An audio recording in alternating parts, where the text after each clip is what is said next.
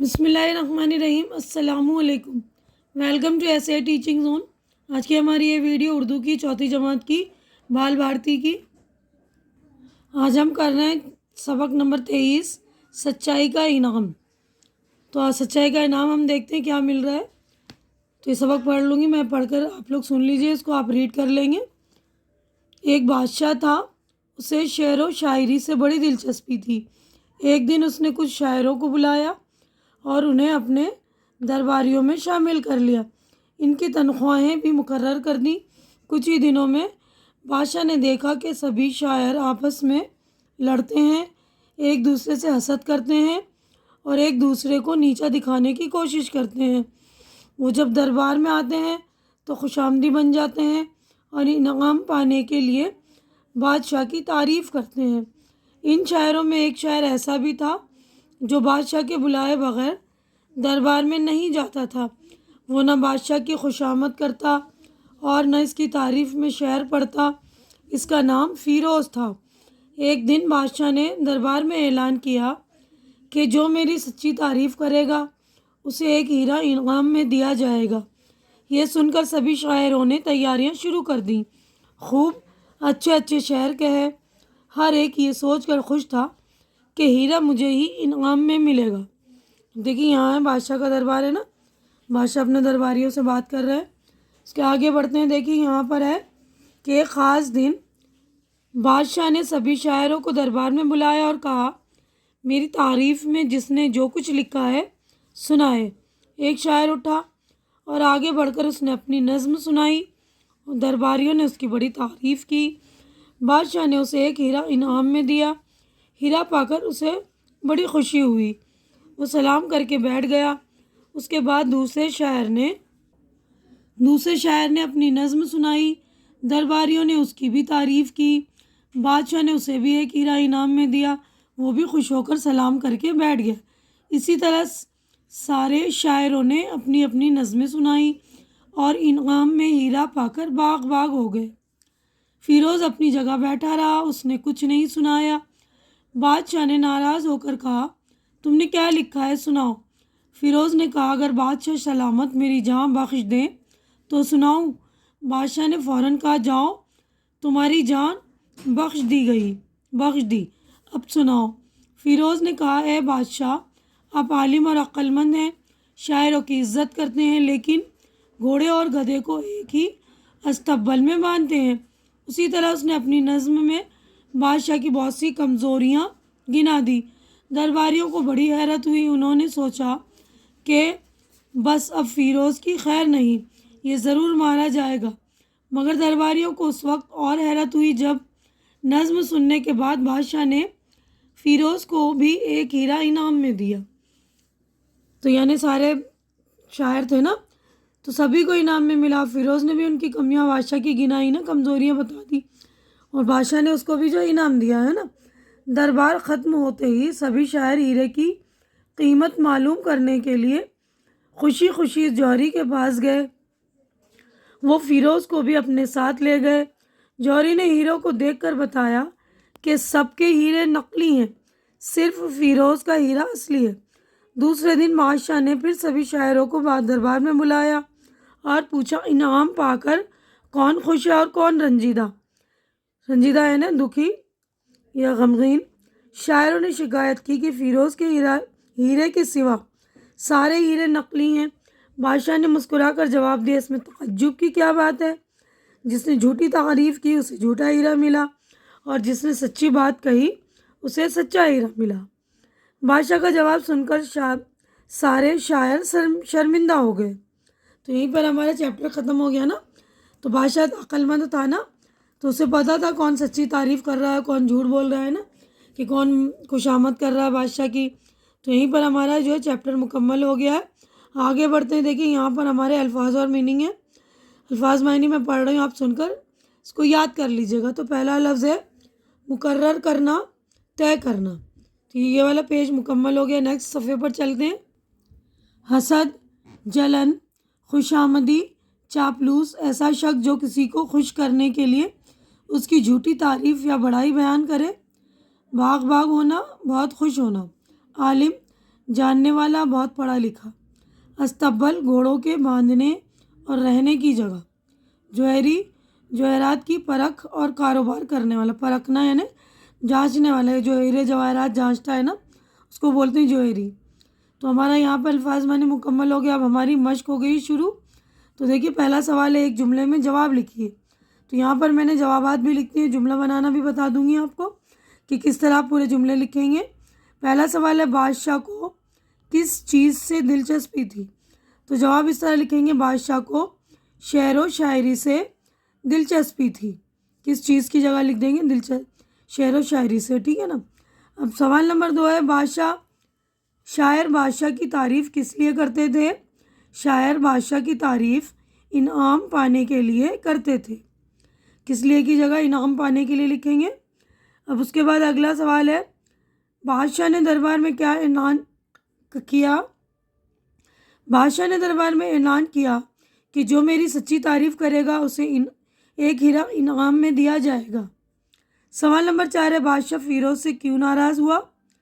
बादशाह फ़िरोज़ से इसलिए नाराज़ हुआ कि फ़िरोज़ अपनी जगह बैठा रहा, इसने कुछ नहीं सुनाया। सवाल नंबर 5 है, बादशाह ने फ़िरोज़ को सच्चा हीरा क्यों दिया? बादशाह ने फ़िरोज़ को सच्चा हीरा इसलिए दिया क्योंकि फ़िरोज़ ने बादशाह से सच्ची बात कही थी। तो हमारे जवाबात हो गए मुकम्मल। आगे बढ़ते हैं। देखिए, कौसैन में दिए गए लफ्ज़ों की मदद से खाली जगहों को पुर कीजिए। कौसैन में यानी ये जो ब्रैकेट में अल्फाज दिए हुए हैं ना, वो हमें खाली जगह में भरने। तो देखिए मैंने लिख दिए हैं, पढ़कर बता दे रही हूँ मैं। देखिए पहला है, एक दिन बादशाह ने कुछ शायरों को बुलाया और इन्हें अपने दरबारियों में शामिल कर लिया।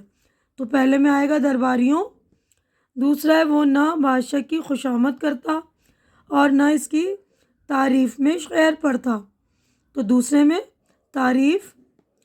तीसरा, ये सुनकर सब शायरों ने तैयारियां शुरू कर दी, तो तीसरे में शायरों। चौथा है, सभी शायर हीरे की कीमत मालूम करने के लिए खुशी खुशी जौहरी के पास गए। तो पहले वाले में आएगा हीरे और दूसरे में जौहरी, तो बिल्कुल ध्यान से लिख लेंगे। पांचवा है, बादशाह ने मुस्कुराकर जवाब दिया। इसमें तअज्जुब की क्या बात है? तअज्जुब के दो नुक्ते ये रहे, तो ये लिखा है तअज्जुब और ये मुस्कुरा यहाँ पर, तो अच्छी तरह से देखकर खाली जगह भर लेंगे। अब आगे बढ़ते हैं। अगला सवाल है, उस्ताद की मदद से इन लफ्ज़ों के वाहिद लिखिए। यानी जमा दिए हुए हमें वाहिद लिखना है। वाहिद का मतलब सिंगल, एक चीज़, और एक से ज़्यादा जब चीज़ें या कोई बात होती है तो उसको हम जमा कहते हैं। तो जमा लिखा हुआ है, हमें वाहिद लिखना है, सिंगल लिखना है, एक चीज़ लिखना है। अशार, तो बहुत सारे शेर होते हैं, उसको अशार बोलते हैं। एक शेर एक होता है तो शेर।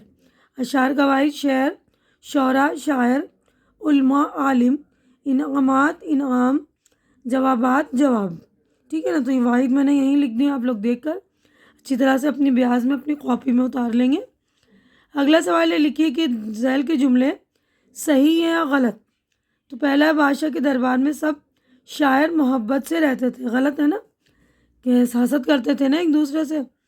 सवाल नंबर 2 है, फ़िरोज़ भी बादशाह की खुशामद करता था। ये भी गलत है, क्योंकि वो खुशामद नहीं करता था ना, वो तो सच्ची बात बोलता था। तो ये वाला सफ़ा हमारा मुकम्मल हो गया। नेक्स्ट पेज पर चलते हैं हम। थर्ड देखिए जुमला है जो है, तीसरा जुमला है, बादशाह ने खुश होकर सभी को एक एक हीरा दिया। सही है, सभी को दिया था ना। सवाल नंबर 4 है, हीरा लेकर सभी अपने अपने घर चले गए। ये गलत है। हीरा लेकर सभी जो है जौहरी के पास गए थे ना अपने हीरे दिखाने के लिए।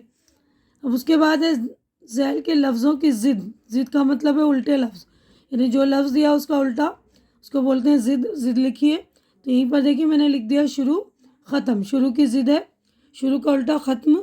नीचा ऊंचा, बात शुरू, सच्चा झूठा, जवाब सवाल। आलिम का देखिए जाहिल भी सही है और आलिम का हम अनपढ़ भी दोनों ही लिख सकते हैं, दोनों सही है। अक्लमंद, बेवकूफ़, नाराज़, खुश। अब आगे बढ़ते हैं हम। देखिए इन जुमलों को दुरुस्त करके लिखिए।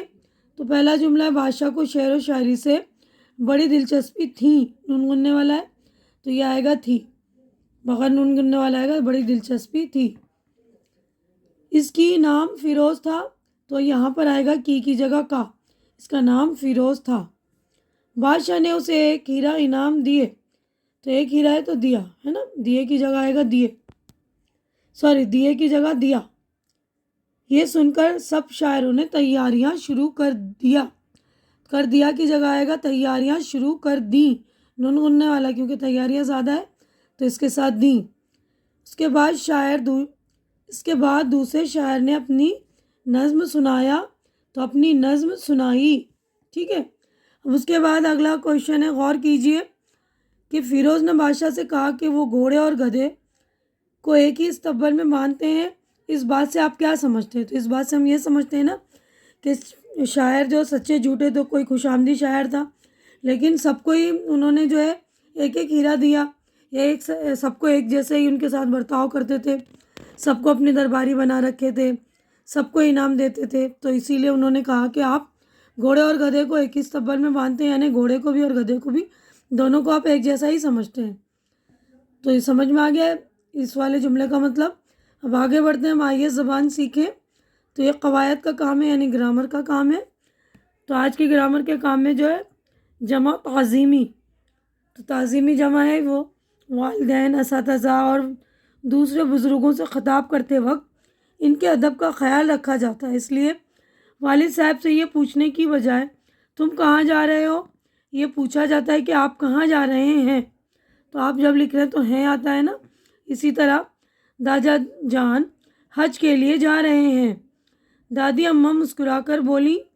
اوپر کے جملوں میں آپ جا رہے ہیں بولی جمع تعظیمی کی مثالیں ہیں، یعنی اس طرح کی جو جمع ہوتی ہے نا تعظیمی بولتے ہیں، یعنی آپ کے ساتھ ہم جا رہے ہیں، یہ تھوڑی نہ بولیں گے آپ جا رہے ہو، کہاں جا رہے ہو، کیا کہاں جا رہے ہیں، اس طرح ہی تو جملہ بھی غلط ہوگا اور اچھا بھی نہیں لگے گا نا ہم کسی بڑے کو اس طرح بولیں، ٹھیک ہے نا۔ تو کہانی کتنے پیالے پانی کی مدد سے خالی جگہ پر کیجیے۔ تو دیکھیے خالی جگہ میں نے پر کر لی ہے۔ دادا جان مٹھائی لے کر آئے، ہیڈ ماسٹر صاحب آفس میں آئے، آپ ہی اس سوال کا جواب دیجیے، ٹھیک ہے نا۔ تو آئے اور یہ دیجیے۔ تو یہیں پر ہمارا جو ہے پورا سبق مکمل ہو چکا ہے۔ امید ہے کہ جو کچھ میں نے آپ لوگوں کو سمجھایا اچھی طرح سے سمجھ میں آ گیا ہوگا، اور میری ویڈیو بھی آپ لوگوں کو اچھی لگ رہی ہوگی۔ اچھی لگ رہی تو اسے لائک کیجیے، زیادہ سے زیادہ شیئر کیجیے تاکہ جو بھی ضرورت مند آپ کے فرینڈس وغیرہ ہوں، کزن وغیرہ، ان کی ضرورت پوری ہو سکے، ان کو مدد ملے۔ اور میرے چینل کو سبسکرائب کر کے آپ لوگ میری بھی ہیلپ کیجیے، میرے چینل کو سپورٹ کیجیے، کیونکہ اب میرے چینل کو آپ لوگوں کے سپورٹ کی بہت زیادہ ضرورت ہے۔ تو پلیز آپ لوگ میرے چینل کو لائک کیجیے، شیئر کیجیے، سپورٹ کیجیے۔ ہماری اگلی ملاقات انشاءاللہ تعالی نیکسٹ ویڈیو میں ہوگی۔ تب تک کے لیے آپ لوگ اپنا خیال رکھیے، مجھے دعاؤں میں یاد رکھیے۔ اللہ حافظ۔